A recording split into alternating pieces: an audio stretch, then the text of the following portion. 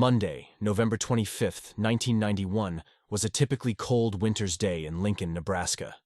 Yet the biting weather was the very last thing on the mind of Ray Boesch, an Anglican priest who served as the rector of the Celebration Anglican Church in Lincoln for nearly a decade. Boesch was also the founder and former director of the Fortean Research Center, a former Nebraska state director for the Mutual UFO Network, and the recipient of a BA from Peru State College and a THM degree from St. Mark's School of Divinity. With a mixture of both mounting excitement and very understandable trepidation, Boesch was headed for a clandestine, lunchtime encounter of a truly extraordinary kind at the city's Cornhusker Hotel.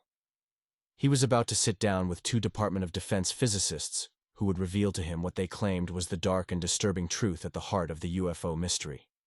After both meetings, when I was able to verify that the men held the degrees they claimed to hold, and were apparently who they claimed to be, I was intrigued and excited at the possibility of having stumbled on a more or less untouched area which could be researched. But I was also cautious in terms of why me.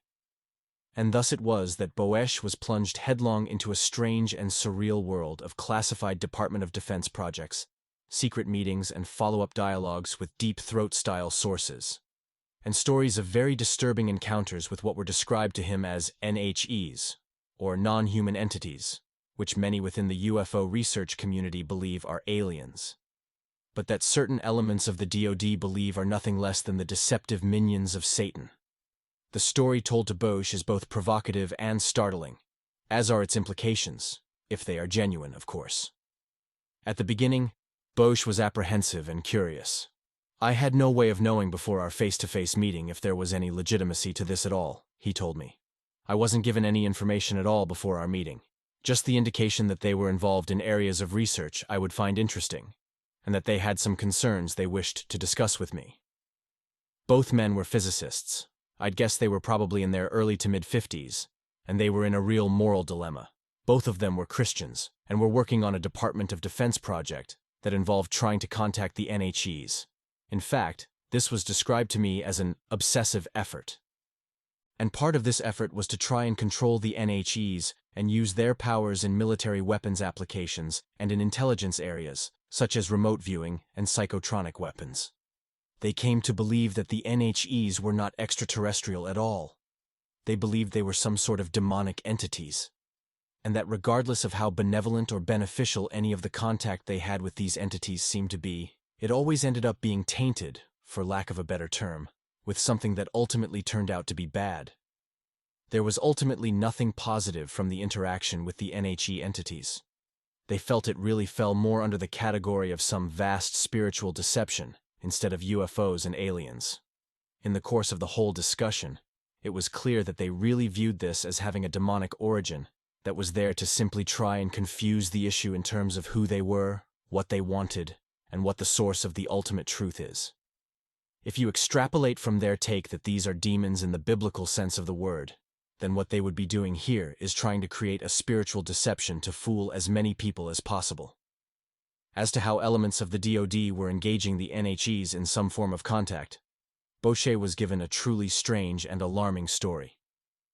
From what they told me, it seemed like someone had invoked something, and it opened a doorway to let these things in. That's certainly the impression they gave me. I was never able to get an exact point of origin of these sorts of experiments, or of their involvement, and when they got started. But I did get the impression that because of what they knew, and the information that they presented, they had been involved for at least several years, even if the project had gone on for much longer. They were concerned that they had undertaken this initially with the best of intentions, but then as things developed, they saw a very negative side to it that wasn't apparent earlier. So, that's what leads me to think they had a relatively lengthy involvement. The story became even more complex when the reasoning behind and the goals of the project were revealed to Boesch. Most of it was related to psychotronic weaponry and remote viewing, and even deaths by what were supposed to be psychic methods.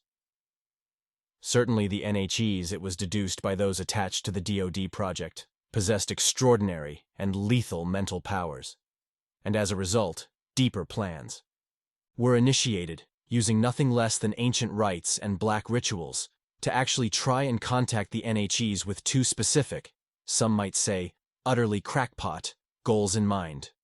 1. Controlling them, and 2. Exploiting their extraordinary mental powers in the form of devastating weaponry. While contact was apparently wholly successful, as were the attempts to use the mental powers of the NHEs, Bosch said the two physicists believed that those in the DoD working on this project were being utterly deceived and lulled into a false sense of security.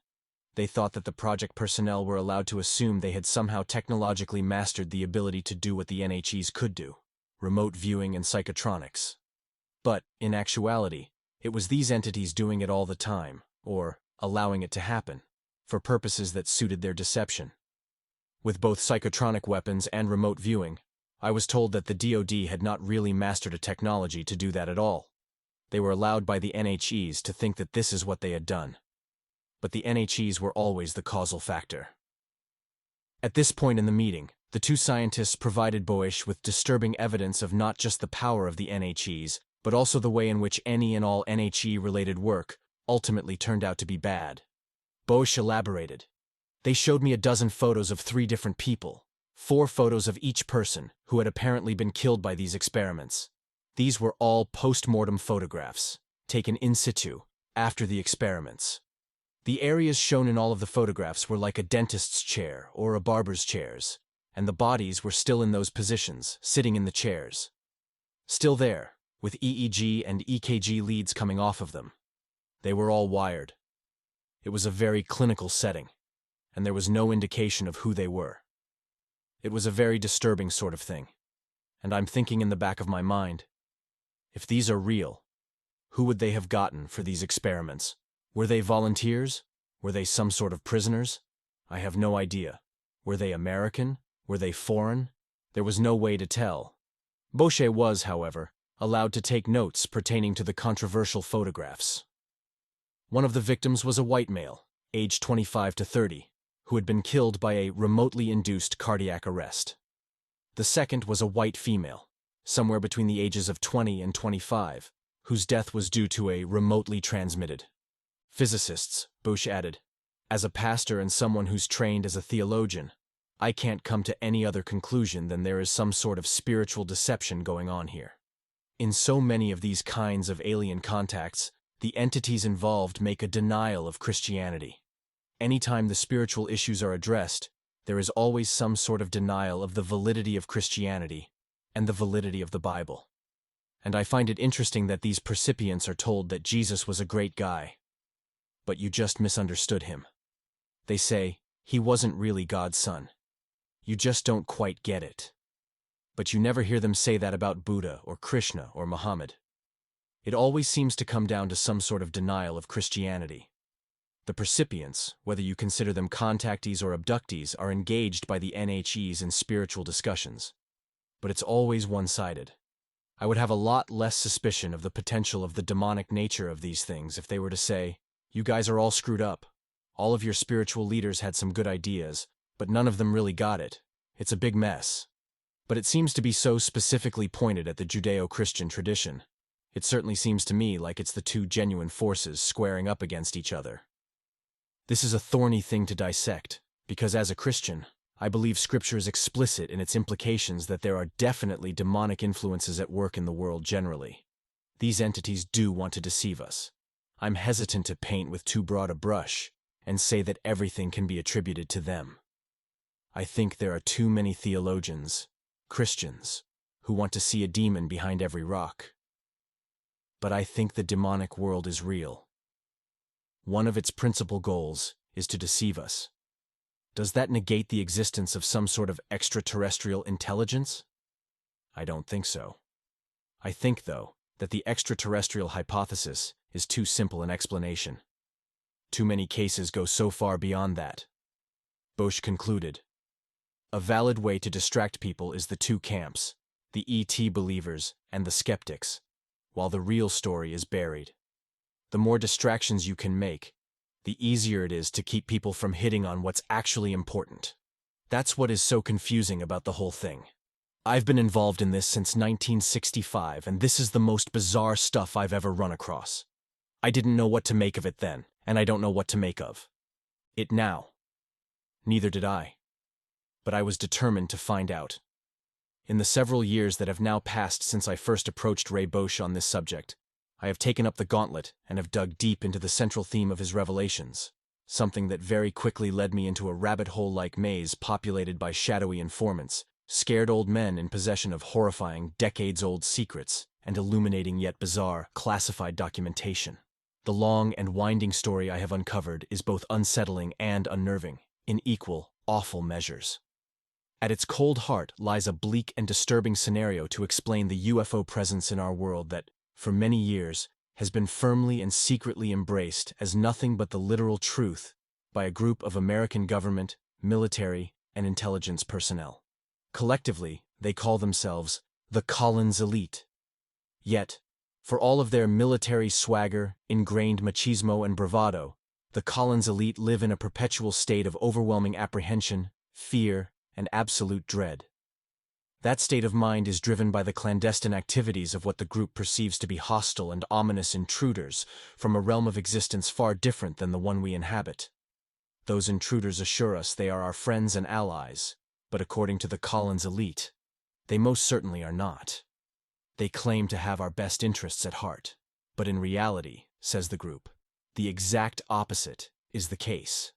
And above all else, they earnestly want us to embrace the idea that they are extraterrestrial visitors from faraway star systems. For the Collins Elite, that is the biggest, blackest, and boldest deception of all. In essence, the Collins Elite utterly refute and reject any and all notions that extraterrestrials have ever visited planet Earth or have abducted human beings for purposes relative to medical examination, scientific study, and hybridization, a scenario that many UFO researchers strongly assert is taking place. Instead, the conclusion of the group is that we have in our midst a cold-hearted and sinister intelligence of demonic origins that masquerades as aliens, whose presence in our world threatens each and every one of us, and that consigns all of us to, perhaps quite literally, a living hell.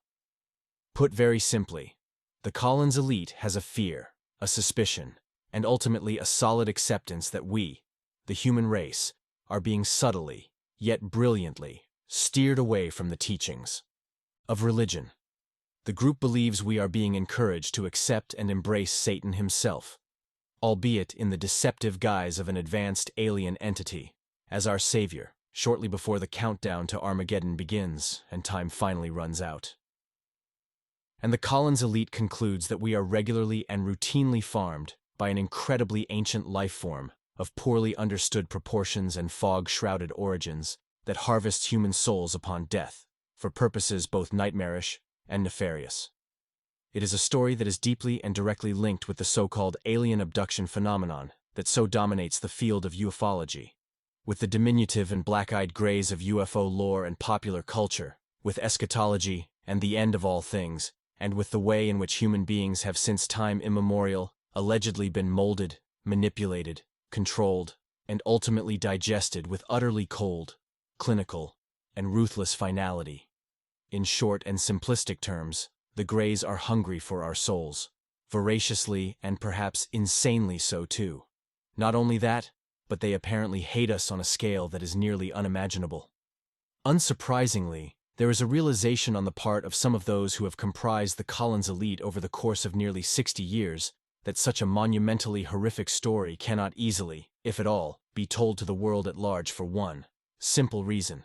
They do not know how to tell such a horrific story without the revelation resulting in the possible and irreversible collapse of society. Indeed, some of those who have been exposed to this particularly unsettling theory, who have embraced it, and who now accept it as complete and utter reality, conclude that openly revealing the perceived truth cannot serve any useful purpose at all, due to their somewhat resigned conclusion that the otherworldly intelligence is near unstoppable in its horrifying agenda, and wholly incapable of listening to, or possibly even comprehending, any form of rhyme, reason, plea, or logic of a specifically human nature. On the other hand, however, and as will later become graphically apparent, several senior figures within the Collins Elite have been vigorously pushing for widespread disclosure to the general public and the media of the terrifying theory they accept as the literal truth. Deep dissent within the ranks, then, is also a central facet of the story that follows, And the Collins elite are not alone in holding opinions about the nature of the non-human, devilish entities they conclude are among us, and how matters should be handled with respect to informing the public or otherwise. Far from it, in fact. To the overwhelming fury, consternation, and concern of the Collins elite, there are others within the multifaceted, secret world of officialdom who have concluded that the best approach may be to try and engage these intruders from the outer edge in some form of unholy Faustian pact. While they realize this approach is one that gambles recklessly with our very existence, they also see it as an approach that may buy the human race some vitally needed time, that may allow us to combat and halt the onslaught, and that might even give us the knowledge to understand and exploit the technology that the unearthly force utilizes against us. A technology that appears to be a strange, magical brew, comprised of truly advanced science, ancient alchemy, and archaic rite and ritual. In other words, this story does not just tell of a brilliantly executed satanic deception. No, it also tells of a secret conflict. Perhaps even an outright battle would be far more accurate, between various factions of the intelligence community and the military, as they collectively struggle to comprehend and cope with the stark and mind-numbing knowledge and realization that the people of Earth are a slave race to techno-demons and hate-filled fallen angels. Yet, for all of their power, the Collins elite, and just about all those officials in the United States whose views accord with those of the group, await the future with overwhelming dread. They fear everyone's last breath. For, in their minds at least, when that day arrives, they believe the dream is over, and the nightmarish final events well and truly begin in earnest. And they conclude it is all the fault of two near-legendary characters within the world of the occult who succeeded in unleashing upon us what might accurately be termed a veritable army of demons. What follows is their terrible and terrifying story. When the terrifying realization hit home that Jack Parsons was actually onto something very big and incredibly ominous, one of the first things that struck those who held the distinction of becoming the first incarnation of the Collins elite, Richard Duke explained to me, was that many of the Crowley and Parsons experiences occurred while the men were in altered states of mind. As a result, a tentative conclusion, albeit a not wholly understood or fully appreciated conclusion, was reached by Duke and his colleagues to the effect that successfully accessing the world of the UFO intelligences and understanding both their true point of origin and their actual intent was perhaps far more likely to be achieved by opening the mind to radically new experiences and twilight realms than by vigilantly scanning the skies via radar and fighter planes. The author continues to say that all channelers and contactees are in fact contacted by these entities claiming to be aliens and who are concerned about our nukes, and that we are headed for nuclear Armageddon. One of the first contactees were connected to Aleister Crowley. Deception in Psychological Warfare. Duke said that one of the 1952 Pentagon lectures and at least two follow-up seminars in 1953 focused their attentions upon the claims of the contactees as they related to receiving messages from what some people on the inside still thought probably were outer space people. It was during these lectures, said Duke, that a new theory began to emerge to explain the truth behind the contactee puzzle. And it was a theory that finally led to a complete discarding of the notion that the Soviets were somehow involved, and the development of one that was more in keeping with the views of the Collins elite, involving a demonic presence, and how it was all tied in with flying saucers. And in view of this, said Duke, the Collins elite decided that the only viable alternative available to them was to delve yet further into the murky and controversial realms of altered states and ESP and see what might potentially be uncovered, regardless of the outcome. Richard Duke told me that from late 1952 to the middle of 1953, there were a couple of people within the Collins elite who still adhered to the idea that literal extraterrestrials were among us. But as time progressed, and as yet more and more data came to the fore, the group came to a consensus that the mind-to-mind communications reported by the contactees were actually the devilishly cunning work of entities of far stranger origins than anything outer space could ever hope to send our way. These entities were highly deceptive and were telling the contactees precisely what they wanted to hear, namely, that flying saucers were extraterrestrial and benign. It transpires that Swan had been indirectly brought to the attention of the FBI and unknowingly to her, to the Collins elite, by retired Rear Admiral Herbert Bain Knowles, who happened to be Swan's next-door neighbor and, rather eerily and coincidentally, or not, later became a board director with NICAP, the National Investigations Committee on Aerial Phenomena, which was formed in 1956. Knowles helped Swan to pen, and personally endorse, a letter sent to Maine Senator Margaret Chase Smith. From there, the letter was forwarded to the Secretary of Defense, whose office then circulated it to the FBI, Navy, Army, Air Force, and finally the CIA, who in turn forwarded it to the Collins elite. That someone who was said to be producing automatic writing derived from alien intelligences just happened to live next door to Knowles was eventually viewed by the Collins elite, perhaps quite understandably, as evidence that demonic forces were trying to get their claws and teeth into someone who would become a significant player in NICAP, and to deceive them into fully endorsing the alien hypothesis to explain the UFO presence on Earth. And indeed, history has demonstrated that under the leadership of Major Donald H. Kehoe, Marine Corps NICAP was practically obsessed with the interplanetary theory for the UFO phenomenon. Richard Duke's very last task with the Collins elite was to make careful and clandestine contact with a woman named Ruth Montgomery in January 1960. It lasted approximately 3 weeks. Montgomery, a self-described Christian psychic in the tradition of Jeane Dixon and Edgar Cayce, was a Dixon biographer and someone who believed her mission on Earth was to educate the public on her belief in life after death. She was the founder of the Association for Past Life Research and Therapy and claimed the many books she wrote were channeled via automatic writing received from spirit guides. Montgomery, who died in 2001, is also credited with popularizing the walk-in theory, which states that a person's soul can depart a hurt or anguished body and be replaced with a new soul that takes over the body. Or a possession, the demonic believer would certainly say, and they certainly have said so. Of Montgomery's specific theories and beliefs, David Allen Lewis and Robert Schreckheis reported, if the walk-ins are not evolved, ascended beings, as Montgomery believed them to be, who are they? They are demons disguised as not perfected souls. Their purpose is to possess individuals and to prepare the human race for the paradigm shift and the revelation of the Antichrist. If this is true, that's why they kidnap people and children to torture them, not for adrenochrome, but to cause such trauma that the soul would leave the body so they can take it. This is how they infiltrate governments and organizations. A large part of the available UFO literature is closely linked with mysticism and the metaphysical. It deals with subjects like mental telepathy, automatic writing, and invisible entities, as well as phenomena like poltergeist, ghost manifestations, and possession.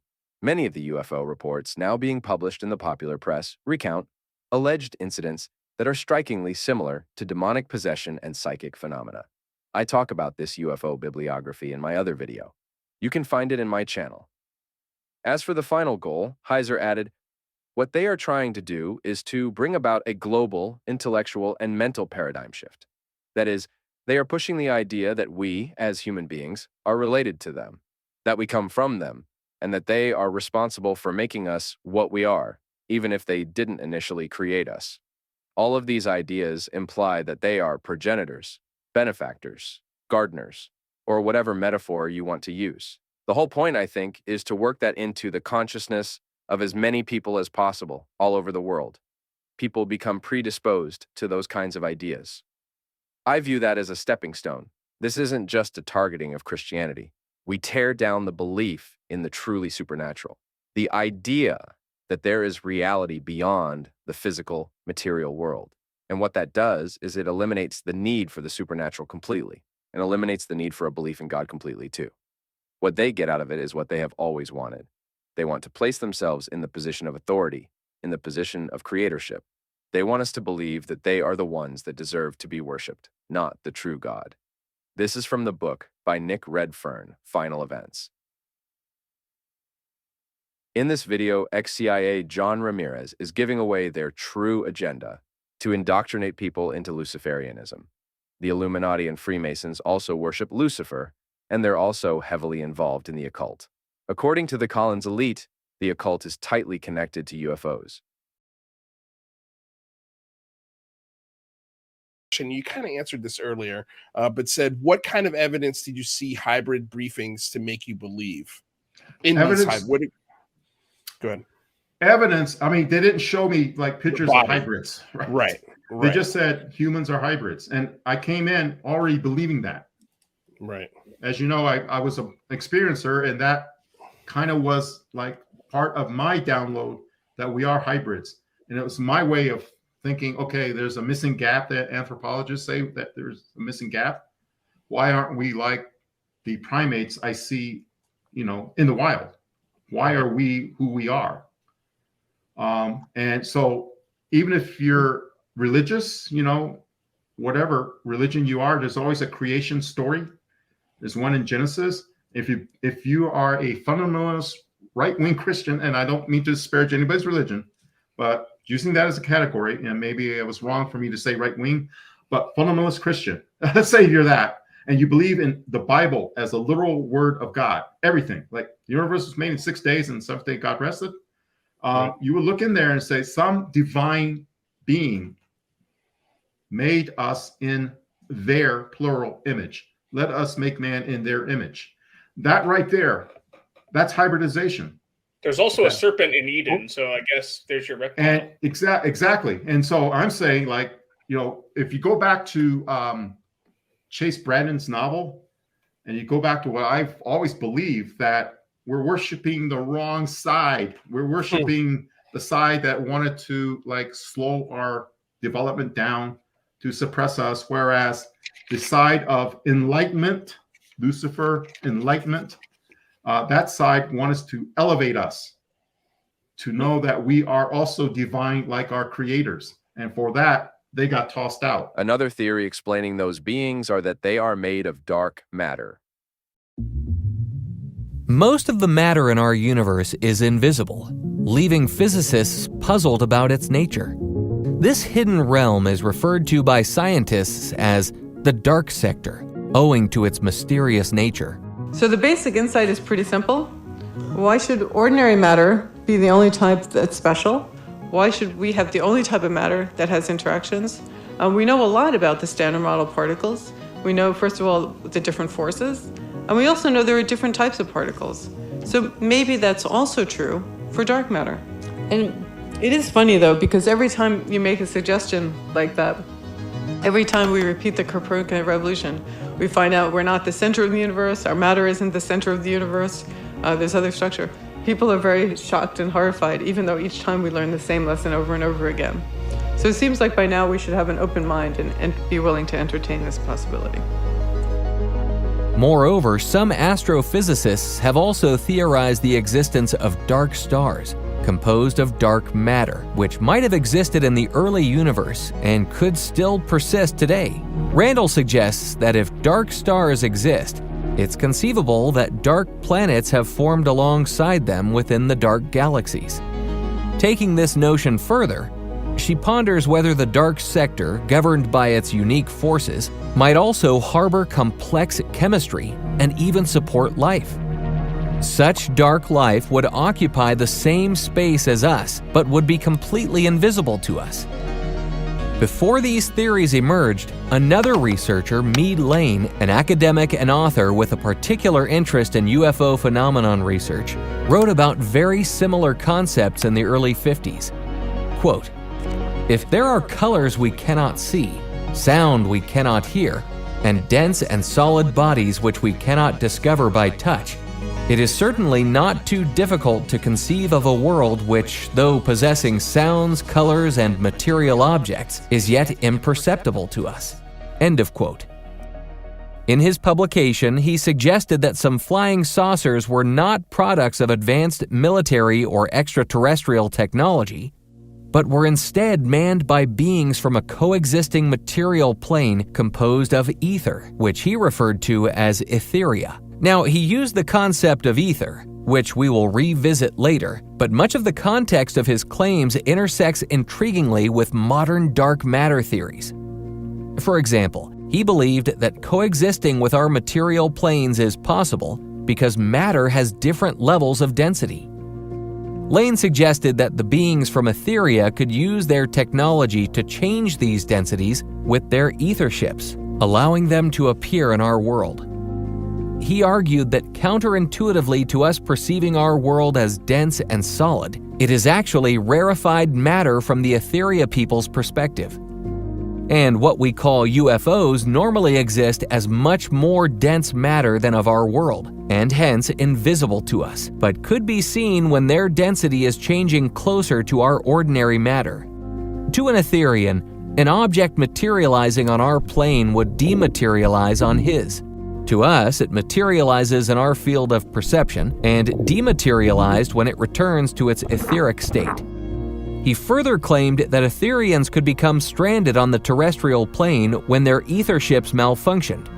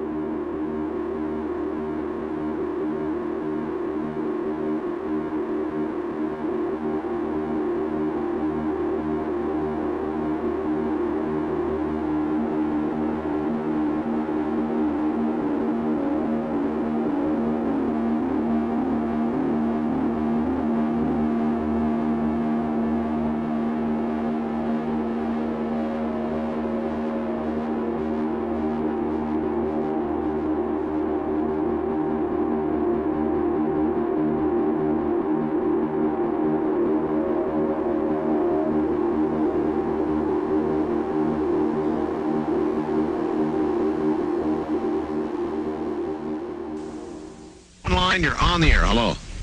Hello, Art. Yes. Hi. I don't have a whole lot of time. Well, look, let's begin by finding out whether you're using this line properly or not.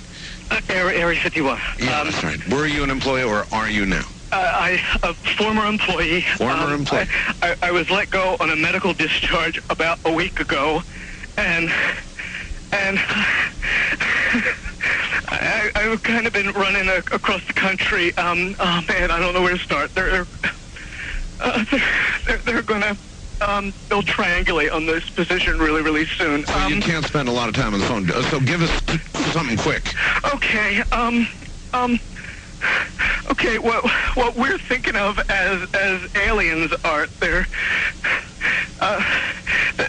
extra-dimensional beings that an earlier precursor of the space program made contact with. They are not what they claim to be. They have infiltrated a lot of aspects of the military establishment, particularly the Area 51. The disasters that are coming, the military, I'm sorry, the government knows about them, and there's a lot of safe areas in this world that they could begin moving the population to now, Art. But they're not doing anything. They are not. They want the major population centers wiped out so that the few that are left will be more easily controllable. Discharge.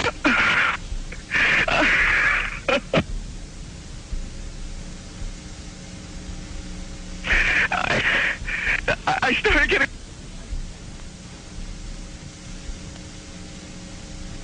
Look at what he is saying in the context of the pole shift. Suspicious observers on YouTube is talking about the coming pole shift and what areas would be safe. Let's analyze some parts of the call. In an earlier precursor of the space program, talking about Jack Parsons' times in NASA, probably, they have infiltrated a lot of aspects of the military. How? Through demonic possession, or having mind control technologies. Call it either way. They're not telling the population. They want the major population centers wiped out, so the few remaining would be more easily controlled, many people could be saved. Few remaining would be more easily controlled, many people could be saved. The Georgia Guidestones, often referred to as an American Stonehenge, is a granite monument erected in Elbert County, Georgia, United States, in 1980. The monument stands 19 feet 3 inches tall and is made from 6 granite slabs, weighing a total of 237,746 pounds. The creators of the monument believed that there would be an upcoming social, nuclear, or economic calamity, and they wanted the monument to serve as a guide for humanity in the world which would exist after it. The structure became the subject of conspiracy theories, which alleged that it was connected to Satanism. The monument was heavily damaged in a bombing on the morning of July 6, 2022, and the debris and guide stones were removed by the local government later that day. The monument was commissioned by a man using the pseudonym Robert C. Christian on behalf of a small group of loyal Americans. The stones were designed to function as a compass, calendar, and clock, and should be capable of withstanding catastrophic events. The monument had 10 guidelines inscribed on it in 8 different languages. The first of these guidelines instructed the reader to maintain humanity under 500,000 in perpetual balance with nature. Despite plans to rebuild the monument, the Elbert County Board of Commissioners voted to donate the remains of the monument to the Elberton Granite Association and return the 5 acres of land on which the monument was erected to its previous owner.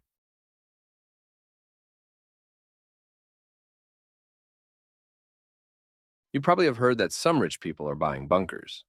Here's a list of rich people who bought bunkers in the last few years. Mark Zuckerberg, the CEO of Meta, formerly known as Facebook, has been reported to be constructing a 5,000 square foot bunker under his ranch on the island of Kauai. Peter Thiel, the billionaire and former PayPal CEO, attempted to build a bunker in New Zealand, but his plans were halted in 2022. Bill Gates. There are rumors that Gates has underground security areas under every one of his homes. Oprah Winfrey. She purchased a 163-acre estate in Maui back in 2002 and has bought further plots of land since then, totaling over 650,000 square meters, 34. Larry Ellison, the co-founder of tech company Oracle, purchased almost all of the Hawaiian island Lanai in 2012. Do they know some event is coming? Do they have some insider information? That's all from this video, guys. Please know that those videos cost me time and money to make, and you get to watch them for free. All I'm asking in return is a simple click on the like and subscribe buttons. Stay tuned for the next one.